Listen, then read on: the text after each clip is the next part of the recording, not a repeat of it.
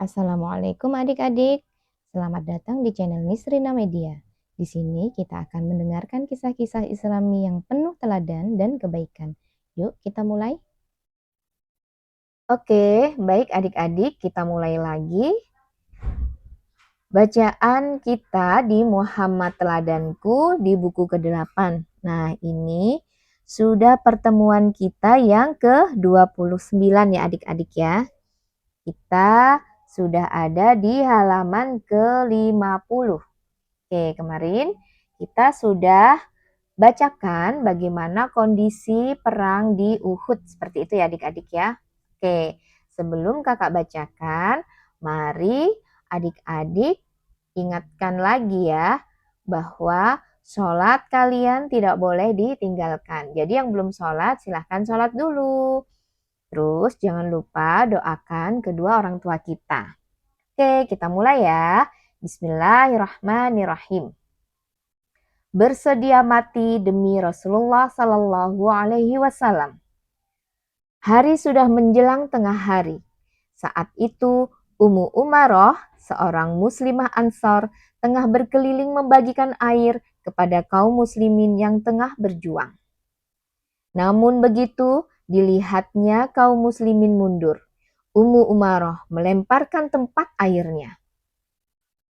Ia mencabut pedang dan terjun ke dalam pertempuran. Tujuannya hanya satu, melindungi Rasulullah Shallallahu Alaihi Wasallam walau harus mati. Ummu Umaroh menebas musuh dan menembakkan panah sampai tubuhnya sendiri dipenuhi banyak luka. Insya Allah, ini adalah seorang perempuan ya adik-adik ya, muslimah Ansor. Coba bayangkan, beliau berani untuk turun ke medan perang karena niatan beliau itu untuk melindungi Rasulullah, walaupun beliau itu ancamannya adalah syahid, seperti itu ya adik-adik ya. Sementara itu Abu Dujanah menjadikan punggungnya sebagai perisai Rasulullah Sallallahu Alaihi Wasallam. Oh ya, adik-adik masih ingat kan bagaimana suasana yang menjadi kacau setelah pasukan panah yang diamanahkan oleh Rasulullah untuk tetap berada di atas bukit. Tetapi mereka tergiur oleh gonimah. Gonimah adik-adik tahu ya, harta rampasan perang. Padahal itu belum selesai ya adik-adik ya.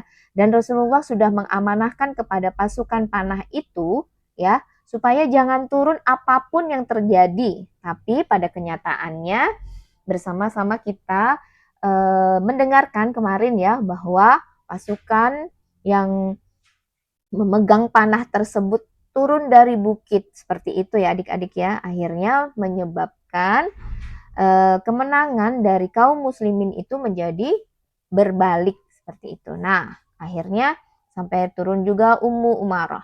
Dan akhirnya Abu Dujana menjadikan punggungnya sebagai perisai Rasulullah Sallallahu Alaihi Wasallam karena Rasulullah ini sudah terluka ya adik-adik tersayang. Oke, lanjut ya. Beberapa panah yang melayang ke arah Rasulullah Sallallahu Alaihi Wasallam tertahan di punggung Abu Dujana. Tuh ya.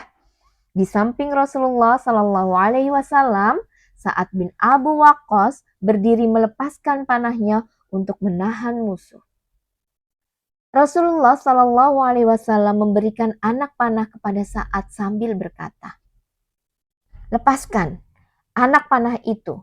Ku pertaruhkan ibu bapakku untukmu." Tuh ucapannya Rasulullah ya.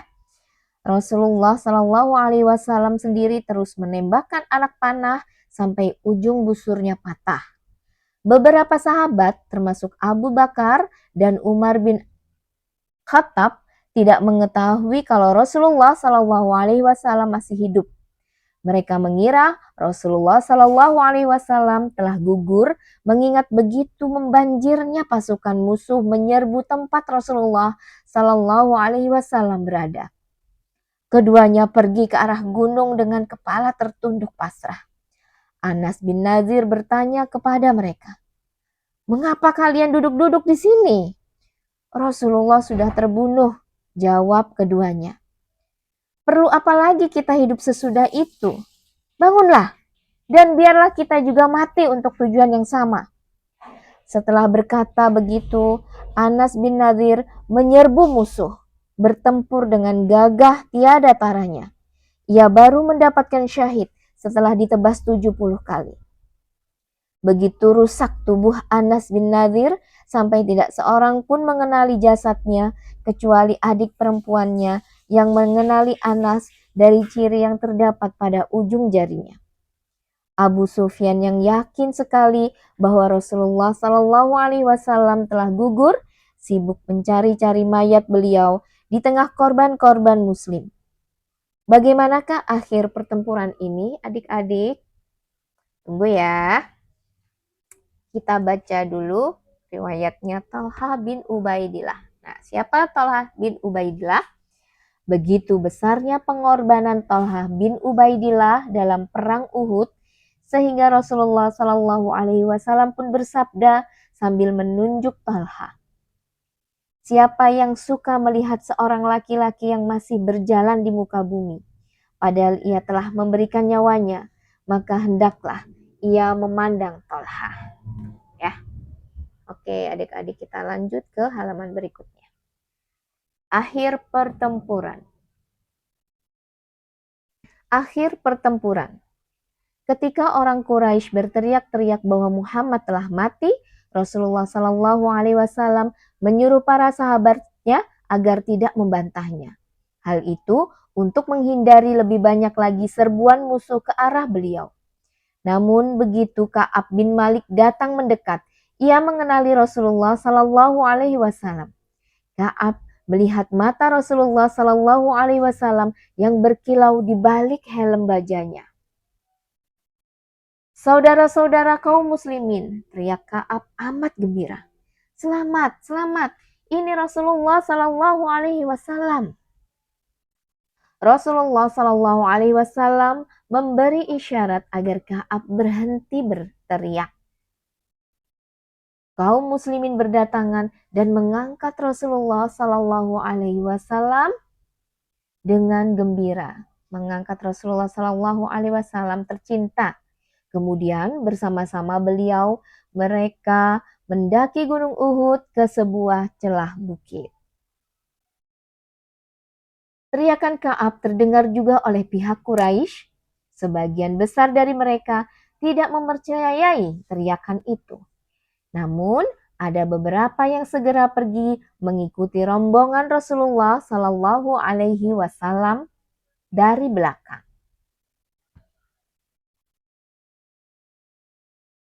Ubay bin Khalaf dapat menyusul rombongan Rasulullah Shallallahu Alaihi Wasallam sambil bertanya, "Mana Muhammad? Aku tidak akan selamat kalau dia masih selamat."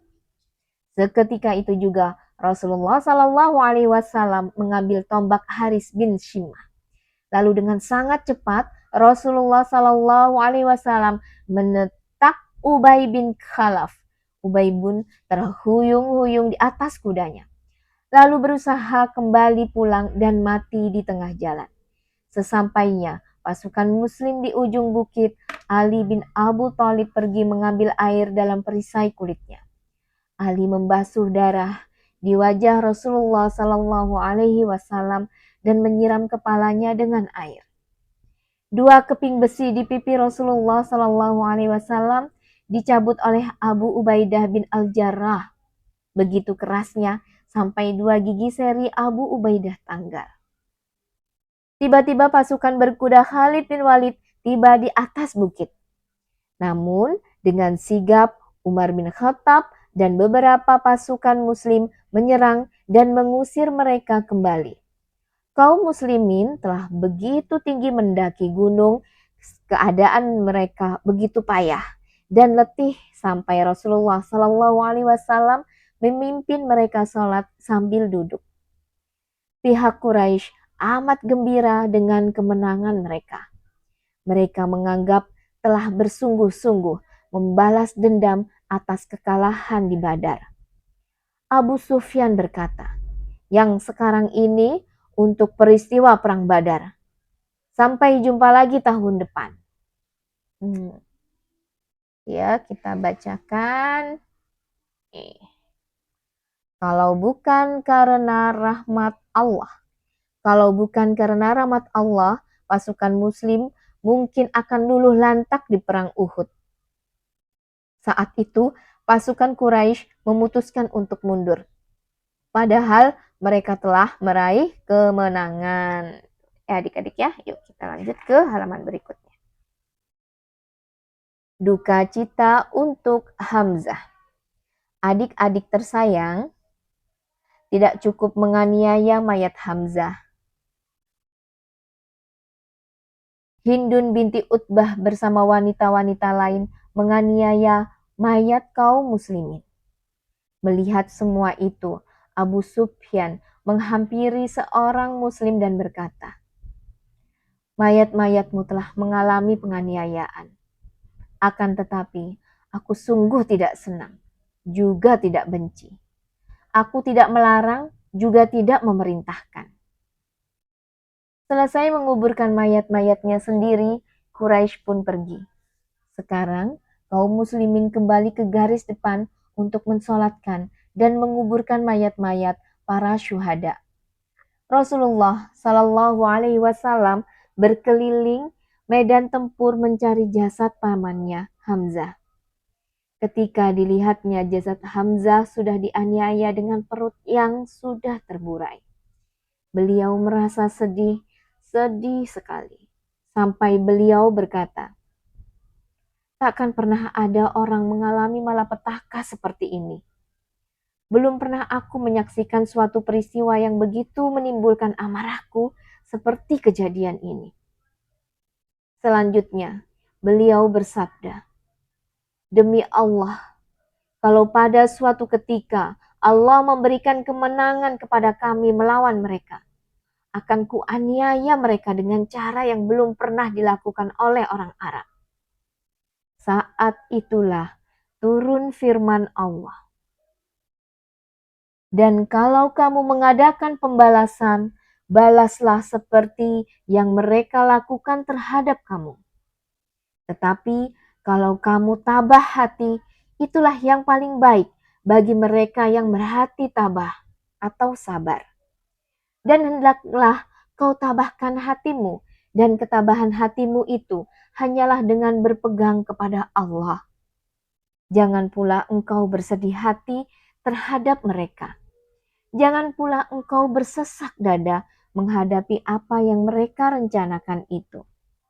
Quran Surat An-Nahl. Surat An-Nahl ada di surat ke-16 ayat 126 sampai 127. Setelah firman itu turun, Rasulullah Shallallahu Alaihi Wasallam memaafkan pihak musuh. Ditambahkannya hatinya dan beliau melarang orang melakukan penganiayaan. Tuh ya adik-adik ya. Nih ada tangis untuk Hamzah, kita baca bersama-sama ya. Di jalan, Rasulullah Shallallahu Alaihi Wasallam mendengar para wanita Bani Ashhal menangisi para syuhadanya. "Tak ada wanita yang menangisi Hamzah," ujar Rasul. Mendengar ini, Sa'ad bin Mu'adz menyuruh para wanita Bani Ashhal menangis untuk Hamzah.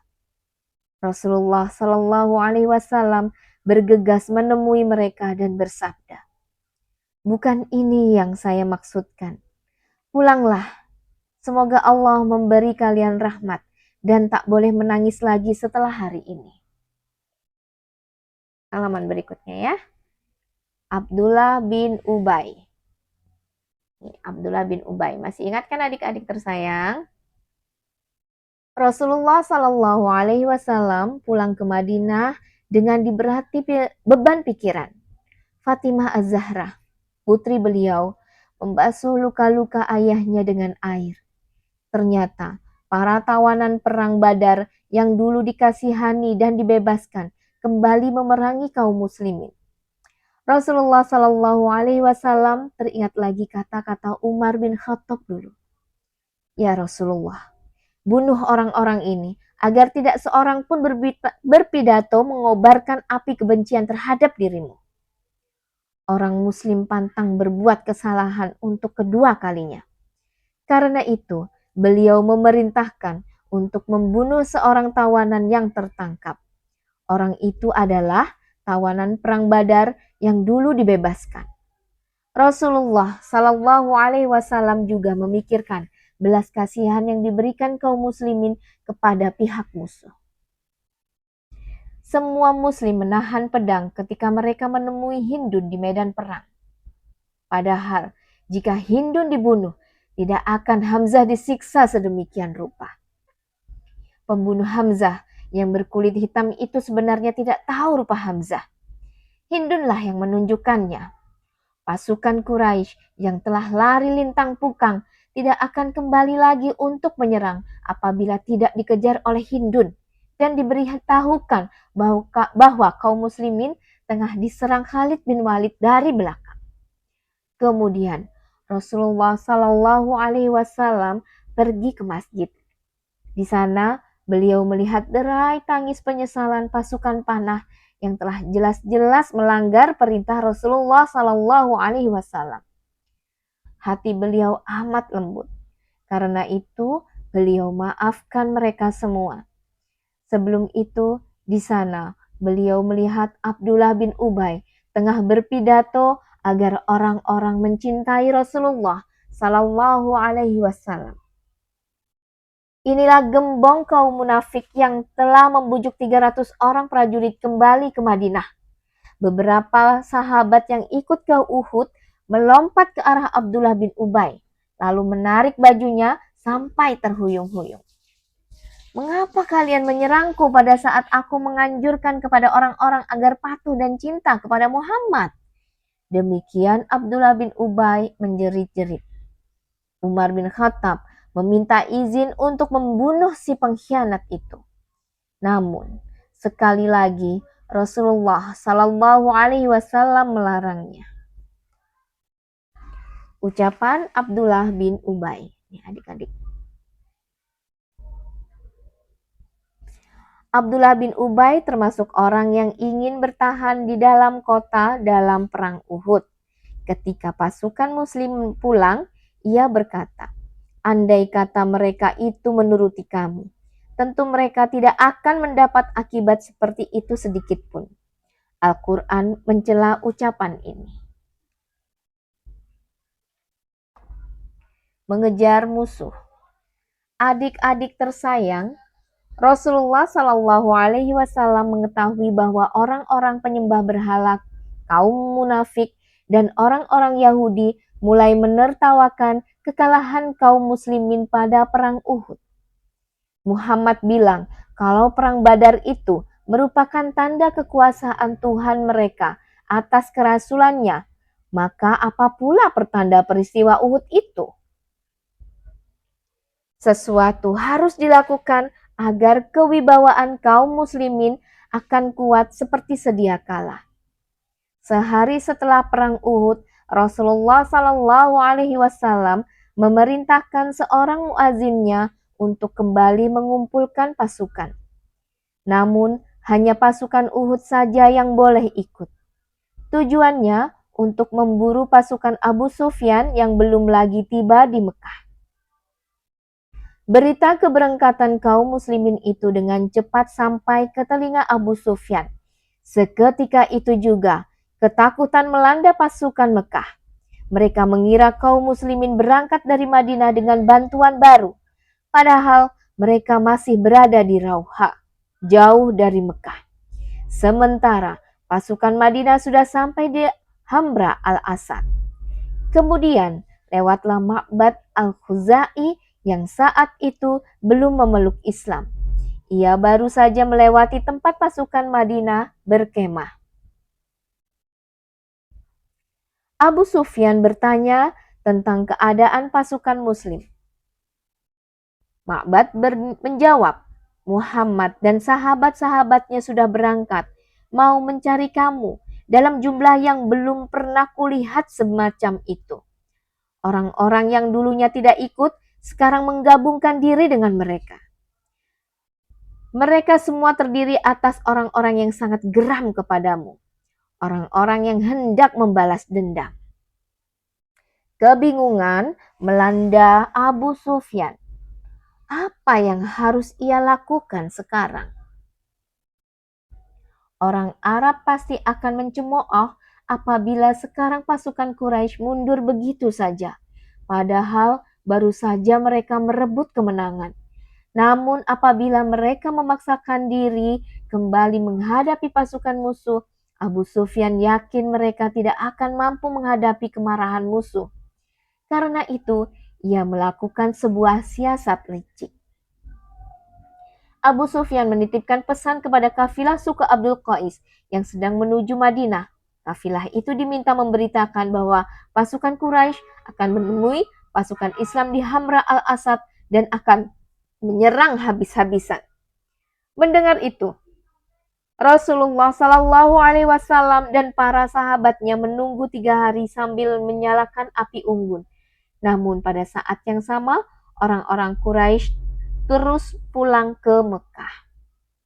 Ya, sebetulnya ini ceritanya mendalam adik-adik, tapi sepertinya karena ini untuk kalian ya, jadi ceritanya banyak yang dipersingkat ya. Situasi berbahaya. Rasulullah Shallallahu Alaihi Wasallam sudah menduga kekalahan di perang Uhud akan membuat situasi menjadi sangat berbahaya bagi kaum muslimin. Para kabilah yang tadinya takut kepada kaum muslimin mungkin akan berulah dan berniat menyerang.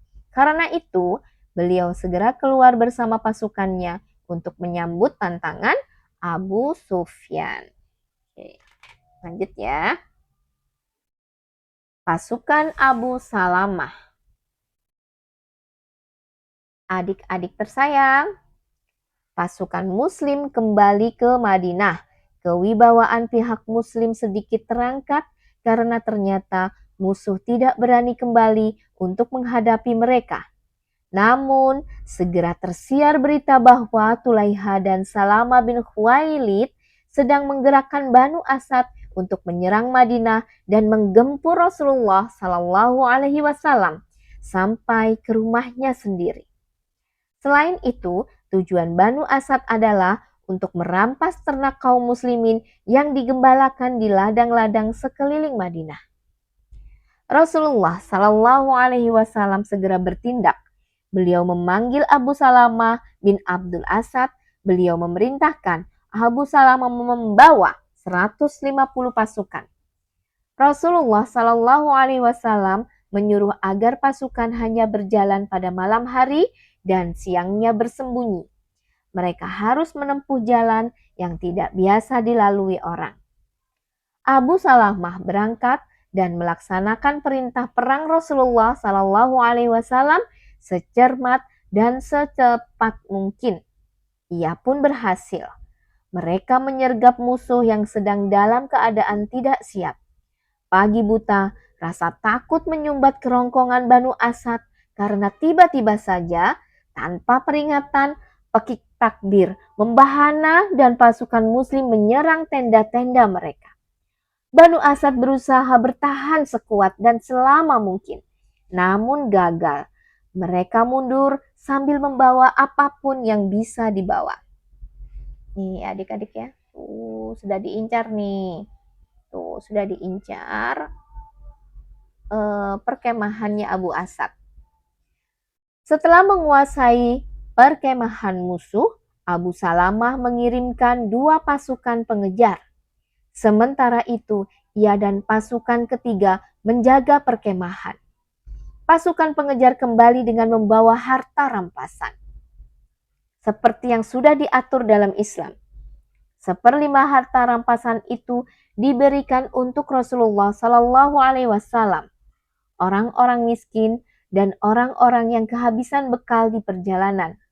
Sisanya dibagikan kepada anggota pasukan. Setelah itu, mereka kembali ke Madinah dengan membawa kemenangan. Hanya saja, Abu Salamah tidak hidup lebih lama sesudah itu. Luka-lukanya pada perang Uhud kembali ternganga dan ia syahid karenanya. Nih, kita baca bersama ya adik-adik ya. Sariyah Abdullah bin Unais. Seseorang bernama Sofyan bin Khalid al-Hudali menghasut rakyat di daerah Uranah untuk melawan Rasulullah Sallallahu Alaihi Wasallam. Jika dibiarkan, akan terjadi perang yang tidak perlu. Rasulullah Sallallahu Alaihi Wasallam mengutus pasukan komando pimpinan seorang sahabat bernama Abdullah bin Unais untuk membungkam Sofyan. Dengan cerdik, diam-diam dan tanpa diketahui orang, Abdullah bin Unais berhasil melaksanakan tugasnya seorang diri saja. Nih, judi dan minuman keras. Setelah Yahudi Bani Qainuqa terusir, Yahudi Bani Nadir sebenarnya sangat ingin mewarisi pasar Bani Qainuqa. Namun, kesempatan itu sudah tertutup oleh pasar kaum muslimin yang berkembang sedemikian pesat. Maka dari itu Bani Nadir pun melakukan cara lain untuk meraih kemakmuran. Mereka membuka rumah-rumah judi, di tempat itu juga disediakan banyak sekali minuman keras. Saat itu Rasulullah Shallallahu Alaihi Wasallam belum melarang judi dan khamar. Karena itu banyaklah para lelaki muslim yang datang ke rumah-rumah judi itu. Mereka banyak menghabiskan uang untuk berjudi dan minum khamar sampai mabuk. Para lelaki muslim ini masih terguncang oleh kekalahan pada perang Uhud dan lepasnya harta rampasan yang sudah mereka kumpulkan. Rasulullah Shallallahu Alaihi Wasallam menyadari bahaya dari keadaan ini. Yahudi Bani Nadir berhasil memanfaatkan kekecewaan orang Muslim pada perang Uhud dan mereka meraih banyak sekali keuntungan. Hampir setiap malam, rumah-rumah judi itu dipenuhi orang. Keadaan ini tidak saja akan membuat kaum muslimin kehilangan banyak uang, tetapi juga akan membuat hancur misi mereka untuk menjadi umat terbaik. Bisnis jelek orang Yahudi ini tidak saja akan membuat orang miskin, tetapi juga menghancurkan jiwa manusia. Maka Rasulullah Shallallahu Alaihi Wasallam pun menyerukan bahwa judi dan khamar dilarang. Orang-orang Bani Nadir segera mengajukan protes. Muhammad, kebijakanmu akan membuat kami bangkrut. Kalau memang demikian, izinkanlah kami berdagang dengan orang Quraisy agar produksi khamar dan peternakan babi kami tidak gulung tikar. Namun, Rasulullah Shallallahu Alaihi Wasallam tidak menghiraukan protes itu. Beliau tidak peduli dengan hancurnya pabrik-pabrik khamar dan peternakan babi. Semua itu tidak ada artinya dibandingkan hancurnya jiwa para sahabatnya akibat judi dan mabuk-mabukan. Bahkan sampai orang Yahudi Bani Nadir mengancam akan memutuskan perjanjian dan akan menjual senjata kepada orang Quraisy pun. Rasulullah Shallallahu Alaihi Wasallam pun tetap pada pendiriannya. Kaum muslimin sejak itu diharamkan berjudi dan mabuk-mabukan. Apalagi mengingat masih sangat banyaknya masalah yang harus dihadapi. 70 keluarga syuhada Uhud masih menangisi kepergian bagian dari keluarganya itu. Apa yang harus dilakukan untuk menghibur mereka? Ya, yuk kita baca dulu pengetahuan sebagai berikut. Tentang khamar ya adik-adik ya. Khamar adalah minuman yang diharamkan, yang termasuk khamar adalah minuman keras, minuman yang memabukkan, minuman yang membahayakan, yang dibuat dari semacam buah-buahan, dan lain-lain. Banyak atau sedikit, minuman ini tetap haram. Lanjut ke halaman berikutnya ya. Ummu Salamah. Untuk menghibur hati para sahabat dan keluarga yang ditinggalkan para syuhada, Rasulullah Shallallahu Alaihi Wasallam selalu menegaskan bahwa mereka memiliki masa depan gemilang. Mereka harus yakin bahwa kebenaran yang mereka perjuangkan akan menang. Kaum muslimin harus kembali giat bekerja. Benih-benih di ladang sudah menunggu untuk ditanam dan kemudian dituai. Kaum muslimin yang masih hidup semestinya menjadi pelipur lara anak-anak syuhada yang kehilangan ayah mereka. Maka dari itu, Rasulullah Shallallahu Alaihi Wasallam sangat menganjurkan agar para sahabatnya senantiasa menolong orang lain, karena sesungguhnya orang yang berusaha menolong nasib para janda dan orang-orang miskin laksana orang yang berjuang di jalan Allah, atau seperti orang yang mengerjakan sholat pada malam hari dan saum pada siang hari. Rasulullah Shallallahu Alaihi Wasallam berhasil menemukan para sahabat yang bersedia menikahi para janda syuhada. Tetapi ada juga janda yang dengan tegas mengatakan bahwa ia tidak ingin menikah lagi. Janda itu adalah Hindun binti Umayyah, istri almarhum Abu Salamah. Usianya baru 30 tahun, cerdas, anggun, dan bijaksana. Rasulullah Shallallahu Alaihi Wasallam sudah berusaha agar Ummu Salamah, demikian ia dipanggil, mau menerima lamaran para sahabat terkemuka, baik dari Ansor maupun Muhajirin. Tidak kurang, Umar bin Khattab dan Abu Bakar As-Siddiq pun mengajukan lamaran. Namun, semua itu ditolak oleh Ummu Salamah. Siapakah orang yang lebih baik daripada Abu Salamah? Demikian selalu yang ia katakan. Rasulullah Shallallahu Alaihi Wasallam tahu bahwa sebetulnya Ummu Salamah dan anaknya sangat memerlukan perlindungan seorang laki-laki. Hanya saja, Ummu Salamah sulit melepaskan diri dari bayang-bayang Abu Salamah yang sangat ia cintai. Karena tidak ada jalan lain, Rasulullah Shallallahu Alaihi Wasallam pun mengajukan diri untuk menjadi suami Ummu Salamah. Awalnya Ummu Salamah kembali menolak. Alasannya dirinya sudah tua dan pencemburu. Namun Rasulullah Shallallahu Alaihi Wasallam mengatakan bahwa beliau bahkan sudah berusia 2 kali lipat dari Ummu Salamah. Rasulullah Shallallahu Alaihi Wasallam juga mendoakan agar Allah menghilangkan sifat pencemburu dari hati Ummu Salamah. Akhirnya, Ummu Salamah pun bersedia menjadi istri Rasulullah Shallallahu Alaihi Wasallam, menjadi ibu bagi seluruh kaum mukminin. Demikianlah adik-adik tersayang, dengan terjun memberi contoh, akhirnya Rasulullah Shallallahu Alaihi Wasallam membuat banyak janda miskin dan anak yatim tertolong dan terlindungi masa depannya. Bunda Hindun. Nama asli Ummu Salamah adalah Hindun binti Abu Umayyah Al-Makhzumi. Bunda Hindun memiliki kelebihan berupa kemampuan berpikir serta jelas dalam memberikan pendapat dan gagasannya yang sangat cemerlang. Ya adik-adik ya, Bunda Hindun ini adalah Ummu Salamah. Beliau orangnya cerdas adik-adik. Nah, ini gambar apa ini adik-adik? Coba kita baca ya. Utsman bin Affan membeli sumur. Adik-adik tersayang, di Mekah, orang-orang Quraisy menggembar-gemborkan kemenangan mereka dalam perang Uhud.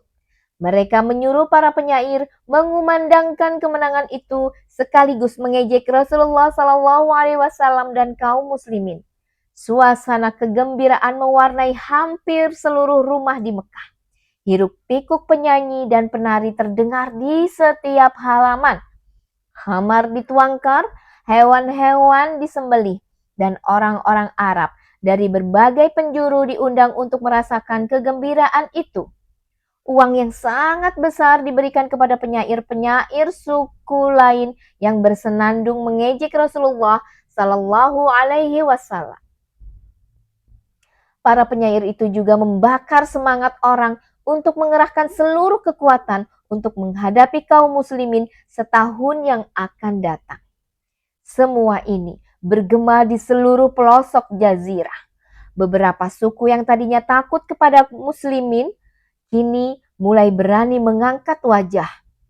Getaran semangat ini juga dirasakan kaum Yahudi di Madinah. Oleh sebab itu, timbullah keberanian mereka untuk meremehkan Rasulullah Sallallahu Alaihi Wasallam, terutama di kalangan Yahudi Bani Nadir. Sejak Rasulullah Sallallahu Alaihi Wasallam melarang, nih sebentar ya adik-adik ya, kehilangan bait nih. Sejak Rasulullah Sallallahu Alaihi Wasallam melarang pengikutnya pergi ke rumah-rumah judi, kemarahan Bani Nadir semakin memuncak. Puncaknya, salah seorang hartawan Bani Nadir telah melarang kaum muslimin mengambil air dari sumur yang dimilikinya.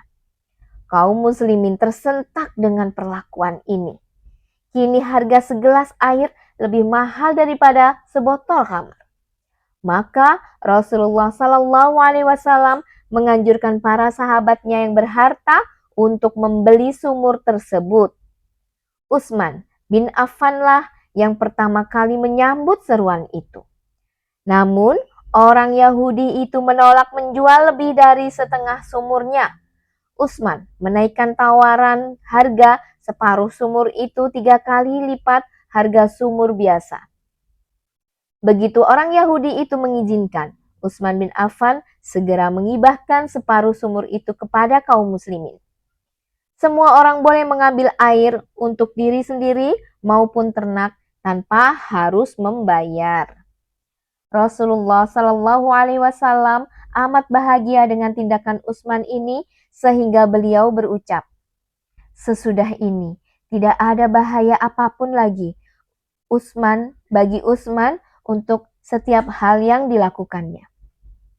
Namun, suku-suku yang membenci kaum muslimin pun mulai berulah dengan berbagai siasat kejam dan licik. Persaudaraan yang tulus. Ya, kita baca bersama ya adik-adik. Rasa persaudaraan yang tulus, tindakan Utsman bin Affan merupakan buah dari rasa persaudaraan yang tulus. Persaudaraan seperti ini akan melahirkan muslim yang saling mengutamakan, saling menyayangi dan memaafkan, saling membantu dan saling melengkapi antara yang satu dan yang lainnya. Nah, adik-adik tersayang, kalau berteman ya, bermain dengan teman-temannya, adik-adik usahakan untuk tidak berebut mainan ya, karena anggap teman-teman kita itu sebagai saudara kita. Jadi kalau main, adik-adik bisa bergantian. Jangan lupa adik-adik kalau mau pinjam izin dulu ya. Kalau sudah pinjam, harus dikembalikan adik-adik, nggak boleh diambil ya. Oke, adik-adik, kita lanjut ke halaman berikutnya. Oke, tinggal satu muka ada adik-adik ya. Jadi kita sudah mau habis nih buku ke-8-nya. Yuk. Terakhir ya, peristiwa Ar-Raji. Adik-adik tersayang, Rasulullah Shallallahu Alaihi Wasallam selalu siap mengirimkan para sahabatnya untuk mengajarkan Islam kepada setiap suku yang memerlukan. Karena itu, dengan prasangka baik, beliau juga memenuhi permintaan Bani Hudail. Saat itu, utusan Hudail berkata, Muhammad, di kalangan kami ada beberapa orang Islam. Kirimkanlah beberapa orang sahabat Tuhan bersama kami yang kelak akan dapat mengajarkan hukum Islam dan Al-Quran kepada kami. 6 orang sahabat besar diutus dan pergi bersama rombongan penjemput dari Hudail. Pengkhianatan terjadi ketika mereka sampai di pangkalan air Ar-Raji milik Bani Hudail. 6 orang sahabat itu dikepung. Begitu sadar bahwa mereka masuk dalam perangkap, ke-6 dai itu mencabut pedang. Hanya senjata itu yang mereka bawa. Namun di wajah mereka tidak terlihat rasa gentar sedikit pun. Orang-orang Hudail berkata, demi Tuhan, kami tidak ingin membunuh kalian. Kalian akan kami jual kepada penduduk Mekah. Kami berjanji atas nama Tuhan kami bahwa kami tidak bermaksud membunuh kalian. Karena itu, menyerahlah. Adik-adik tersayang, keenam sahabat itu saling berpandangan. Mereka menyadari bahwa apabila mereka dibawa ke Mekah sebagai tawanan, mereka pasti akan disiksa habis dan dibunuh. Itu berarti penghinaan besar yang lebih berat daripada pembunuhan biasa. Setelah saling sepakat dalam hati, salah seorang sahabat menjawab, "Kami tidak akan menyerah. Lakukan apa yang kalian mau. Kami sudah siap bertarung membela kehormatan agama dan nabi kami." Maka orang-orang Hudail yang jauh lebih banyak jumlahnya itu pun menyerang. Keenam sahabat itu bertarung dengan gigih. Pedang mereka diayun tangkas untuk menebas hujan panah atau menangkis tusukan tombak. Pertarungan tidak seimbang itu pun berakhir. 3 orang syahid, 3 orang lagi berhasil ditangkap hidup-hidup. Mereka yang ditangkap itu adalah Abdullah bin Tariq, Zaid bin Adas Sinah, dan Khubaib bin Adi. Kemudian mereka segera dibelenggu dengan kuat dan dibawa ke Mekah. Namun di tengah jalan, Abdullah bin Tariq berhasil melepaskan diri dari tali pengikat. Harus ada yang memberitahu Rasulullah Shallallahu Alaihi Wasallam tentang pengkhianatan ini. Demikian pikir Abdullah. Aku harus berusaha meloloskan diri sekarang. Namun jika gagal, aku sudah siap menyusul ketiga temanku yang lain ke akhirat. Berhasilkah usaha Abdullah bin Tariq, teman-teman? Nah, itu nanti kita baca bersama di buku ke-9 ya adik-adik ya. Sekarang kita baca dulu bersama-sama yang ini ya. Orang-orang yang beruntung. Zaid, Khubaib, dan rekan-rekan mereka yang lain adalah orang-orang yang seperti digambarkan dalam Al-Quran. Dan hendaklah ada di antara kamu ada segolongan umat yang menyeru pada kebajikan, menyeru pada yang ma'ruf dan mencegah dari yang mungkar. Merekalah orang-orang yang beruntung. Dah, sudah cukup ya adik-adik ya. Kita akhiri buku ke-8 kita di Perang Uhud, Muhammad Teladanku ya. Besok kita lanjutkan di buku yang ke-9. Nah, ini adik-adik buku 9, Perang Khandaq. Wah, sepertinya akan terjadi perang lagi adik-adik ya. Oke, adik-adik, sudah dulu ya. Kalau video ini bermanfaat untuk adik-adik semua, adik-adik bisa bagikan video ini ke teman adik-adik ya. Oke, kita akhiri dulu. Wassalamualaikum warahmatullahi wabarakatuh.